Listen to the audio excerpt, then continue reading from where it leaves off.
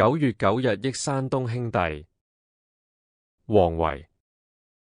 獨在異鄉為異客，每逢佳節倍思親。遙知兄弟登高處，遍插茱萸少一人。9月9日憶山東兄弟。王維。獨在異鄉為異客，每逢佳節倍思親。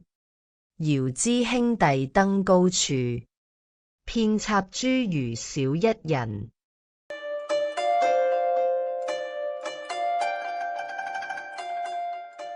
9月9日憶山東兄弟係唐代詩人王維嘅作品。呢首詩描寫詩人喺重陽節時，因為無法回家鄉與親人團聚，特別思念家鄉嘅兄弟們。詩中提到，家鄉嘅親人們按照習俗佩戴茱萸，登高望遠，唯獨缺少咗詩人自己。全詩語言真摯動人，表達咗游子對家鄉同親人深深嘅思念之情。9月9日憶山東兄弟。王維。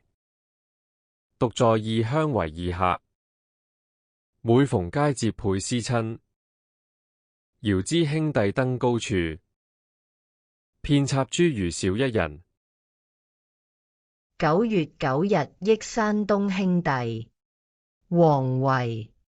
獨在異鄉為異客，每逢佳節倍思親。遙知兄弟登高處，遍插茱萸少一人。